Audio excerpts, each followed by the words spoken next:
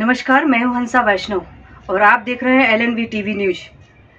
आइए डालते हैं एक नजर दमोह की बड़ी खबर पर।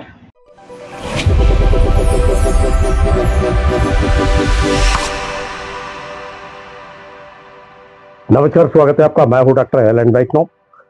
प्रधानमंत्री नरेंद्र मोदी के कार्यकाल के 11 वर्ष पूर्ण हुए और इन 11 वर्षों का रिपोर्ट कार्ड पूरे देश भर में प्रस्तुत किया जा रहा है। प्रत्येक जिला मुख्यालय पर भारतीय जनता पार्टी कार्यालय में प्रेस वार्ता के माध्यम से 11 वर्ष का रिपोर्ट कार्ड प्रस्तुत किया जा रहा है। मध्य प्रदेश के दमोह की हम बात करेंगे। दमोह जिला मुख्यालय पर भारतीय जनता पार्टी कार्यालय में रिपोर्ट कार्ड पेश किया गया। इन 11 वर्षों में भारतीय जनता पार्टी के द्वारा, भारत सरकार के द्वारा क्या क्या किया गया है, इसकी जानकारी दी गई। वहीं दूसरी ओर ऑपरेशन सिंदूर की सफलता के संबंध में भी जानकारी दी गई। दमोह संसदीय क्षेत्र के सांसद राहुल चहलोदी ने पत्रकार वार्ता को संबोधित किया। वहीं भारतीय जनता पार्टी के दमोह जिले के अध्यक्ष श्याम चिवहड़े तथा प्रदेश सरकार के पर्यटन संस्कृति राज्य मंत्री धर्मेंद्र सिंह लोधी विशेष रूप से पत्रकार वार्ता में उपस्थित थे। इन्होंने पत्रकारों के प्रश्नों के उत्तर भी दिए। पूरे विश्व को प्रधानमंत्री मोदी जी ने स्पष्ट कर दिया है कि भारतीय धरती पर किसी भी हमले को युद्ध की कार्रवाई माना जाए। इसको लेकर S-400 missile defence system, BrahMos Akash missile, INS Vikrant Tejas और प्रचंड अटैक हेलीकॉप्टर जैसे स्वदेशी तकनीक के साथ अब भारत में केवल आत्मनिर्भर रक्षा शक्ति के रूप में उभरा है, बल्कि आज रक्षा उपकरणों की निर्यात भी कर रहा है। आज भारत रक्षा निर्यात में 34 गुना बढ़कर 23.622 करोड़ तक पहुंच गया है। यह प्रधानमंत्री नरेंद्र मोदी जी की रणनीति, दूरदर्शिता और कूटनीति की तैयारी का नतीजा है।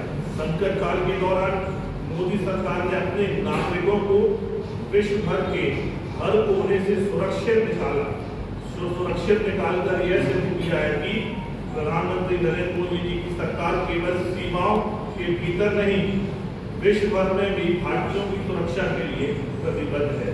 रूस यूक्रेन युद्ध के दौरान ऑपरेशन गंगा, अफगानिस्तान के तालिबान के कब्जे के समय ऑपरेशन देवी शक्ति और कोविड में वंदे भारत मिशन के जरिए मोदी सरकार करोड़ों भारतीयों को विदेशों में सुरक्षित लेकर आई है। इस यूक्रेन युद्ध में के दौरान अन्य देशों में नागरिक भी भारतीय झंडे लहराकर अपना बचाव करते रहे।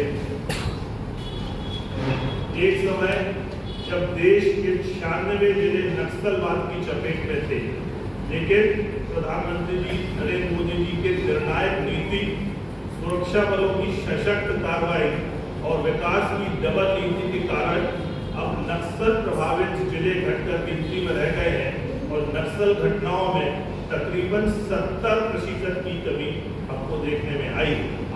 विषय है कि सरकार के 11 वर्ष पूर्ण हुए और 11 वर्षों में जो उपलब्धियां यशस्वी प्रधानमंत्री नरेंद्र मोदी जी की सरकार में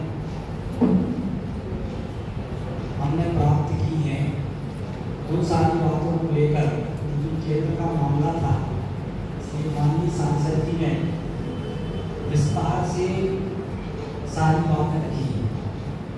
मैं संक्षेप में तो इतना कहना चाहता हूँ कि मोदी सरकार के नेतृत्व में, मोदी जी के नेतृत्व में ये देश निर्माण कर एक का देश बने, ये देश प्रसिद्ध विश्वगुरु बने और जैसे मोदी जी ने कहा कि 2047 तक हम अपने इस भारत देश को विकसित देश की श्रेणी में लाकर खड़ा करेंगे और इस देश को इतना ताकतवर देश बनाएंगे कि दुनिया में कोई ताकत हिंदुस्तान की तरफ नजर उठा के न देख सके।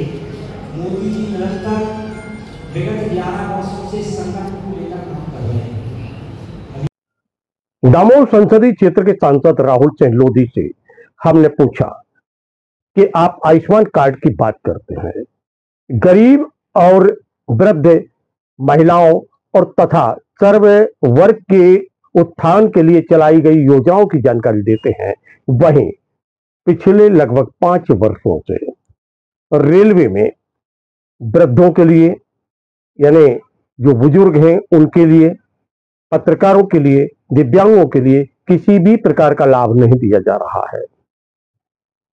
तो उन्होंने कहा कि विषय निश्चित रूप से गंभीर है, इस विषय को मैं संसद में उठाऊंगा, पत्राचार करूंगा और आने वाले समय में इसका लाभ आम जनमानस में उन सबको मिलने लगे जो इसके लिए पात्र हैं।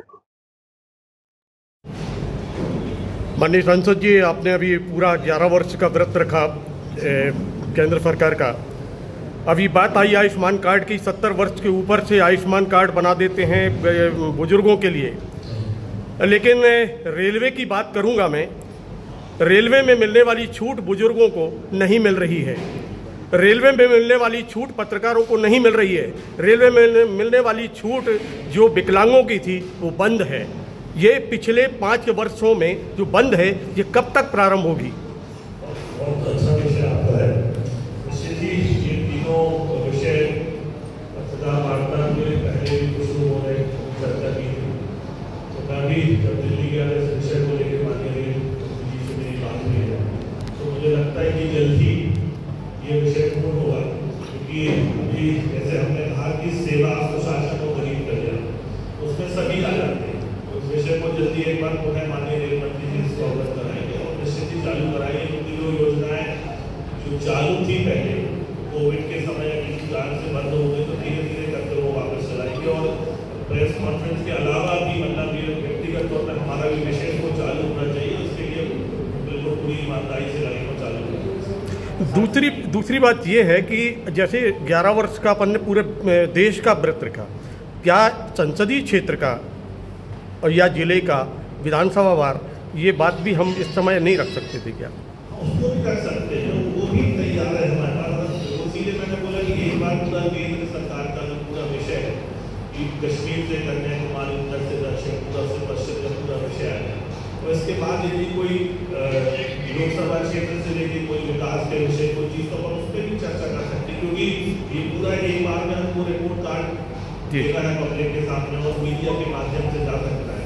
और कुछ क्षेत्रीय विषय है, जैसे उसमें मैंने अभी जोड़ा कि 100 करोड़ के लागत से भूमि पूजन हो गया है और 2 दिन वही तो संबंधित ठेकेदार आपको उसने काम शुरू कर दिया, तो वो विषय का भी हम जवाब जी।